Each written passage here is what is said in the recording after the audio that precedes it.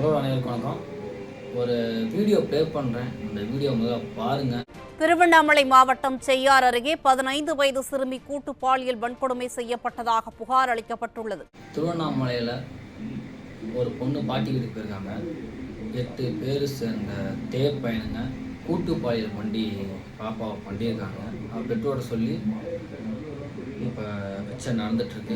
2 நாள் தான் இருக்குது எலெக்ஷனுக்கு. இந்த 2 நாளுக்குள்ளே எவ்வளோ ஒரு ஆர்ப்பாட்டம், என்ன ஒரு போராட்டம் நடக்குது பாருங்க.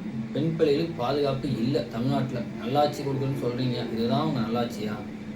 8 பேர்த்துக்கு என்ன தண்டனை தருவான்னு சொல்லி நீங்களே சொல்லுங்கள்.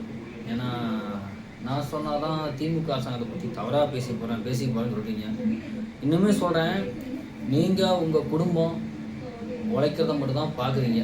சாமானிய மக்களுக்கு பாதுகாப்பு இல்லை, பெண் பிள்ளைகளுக்கு பாதுகாப்பு இல்லை. 2 வயசு பிள்ளையை கெடுத்து கொள்றானுங்க, 10 வயசு பிள்ளைக்கு எடுத்துறானுங்க, 70 வயசு பாட்டிக்கு எடுத்துறானுங்க.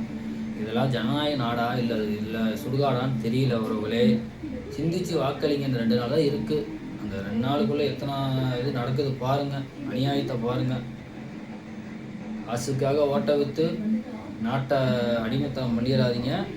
சிந்திச்சு வாக்களிங்க உறவுகளே. நான் எந்த ஒரு இதையும் தவறாக சொல்ல கிடையாது.